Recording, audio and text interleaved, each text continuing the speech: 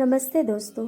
आज के वीडियो में हम जानेंगे कि कल्पवास होता क्या है, कल्पवास की शुरुआत कैसी हुई, कौन कर सकता है कल्पवास और क्या है इसके नियम, साथ ही कि कल्पवास से संबंधित क्या है पौराणिक कथा, सर्वप्रथम किसने किया कल्पवास का प्रारंभ। आइए जानते हैं इसके बारे में विस्तार से। कल्पवास एक तपस्या के समान है। इसमें संयम नियम के साथ अल्पाहार, भूमि पर शयन, शुद्ध मन, वचन जरूरी है। कल्पवास के संदर्भ में माना गया है कि कल्पवासी को इच्छित फल तो मिलता है, उसे जन्म जन्मांतर के बंधनों से भी मुक्ति मिल जाती है। कल्पवास का अर्थ होता है संगम के तट पर निवास कर वेदाध्ययन करना तथा ध्यान करना।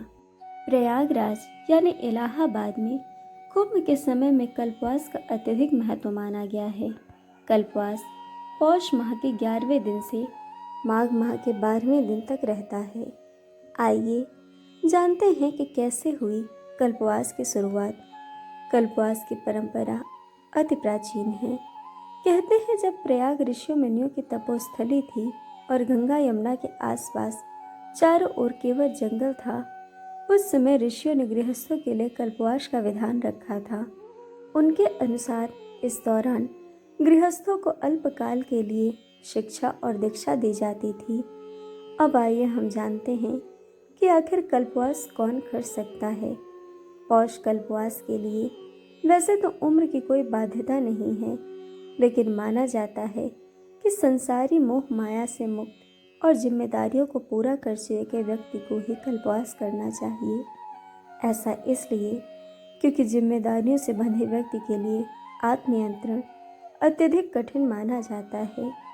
अब आइए हम जानते हैं कि कल्पवास कैसे करना चाहिए, क्या है इसका नियम।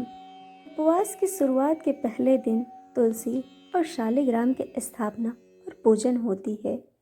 कल्पवासी अपने टेंट के बाहर जौ का बीज रोपित करते हैं। कल्पवास की समाप्ति पर इस पौधे को कल्पवासी अपने साथ ले जाते हैं, जबकि तुलसी को गंगा में प्रवाहित कर दिया जाता है। कल्पवास के नियमानुसार जो भी गृहस्थ कल्पवास का संकल्प लेकर आया है वह पर्णकुटी में रहता है। इस दौरान दिन में एक बार ही भोजन किया जाता है तथा मानसिक रूप से धैर्य, अहिंसा और भक्ति भाव पूर्ण रहा जाता है।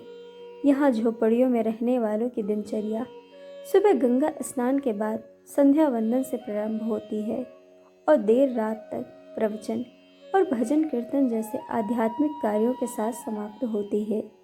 कल्पवास की शुरुआत करने के बाद इसे 12 वर्षों तक जारी रखने की परंपरा रही है। पौष पूर्णिमा से कल्पवास आरंभ होता है और माघी पूर्णिमा के साथ संपन्न होता है। एक माह तक चलने वाले कल्पवास के दौरान कल्पवासी को जमीन पर शयन करना होता है। इस दौरान श्रद्धालु फलाहार, एक समय का आहार या निराहार रहते हैं। कल्पवास करने वाले व्यक्ति को नियम पूर्वक 3 समय गंगा स्नान और यथासंभव भजन कीर्तन, प्रभु चर्चा और प्रभु लीला का दर्शन करना चाहिए। आदिकाल से चली आ रही इस परंपरा के महत्व की चर्चा वेदों से लेकर महाभारत में भी मिलती है। पुराणों में तो यहाँ तक कहा गया है कि आकाश तथा स्वर्ग में जो देवता हैं वो भूमि पर जन्म लेने की इच्छा रखते हैं। वे चाहते हैं कि दुर्लभ मनुष्य का जन्म पाकर प्रयाग के क्षेत्र में कल्पवास करें। महाभारत के एक प्रसंग में मार्कंडेय धर्मराज युधिष्ठिर से कहते हैं कि राजन, प्रयाग तीर्थ सब पापों को नाश करने वाला है। जो भी व्यक्ति प्रयाग में 1 महीना इंद्रियों को वश में करके स्नान, ध्यान और कल्पवास करता है, उसके लिए स्वर्ग का स्थान सुरक्षित हो जाता है। मत्स्य पुराण के अनुसार जो कल्पवास की प्रतिज्ञा करता है वह अगले जन्म में राजा के रूप में जन्म लेता है, और जो मोक्ष की अभिलाषा लेकर कल्पवास करता है उसे अवश्य मोक्ष मिलता है। हालांकि बदलते समय के अनुरूप कल्पवास करने वालों के तौर तरीके में कुछ बदलाव जरूर आए हैं।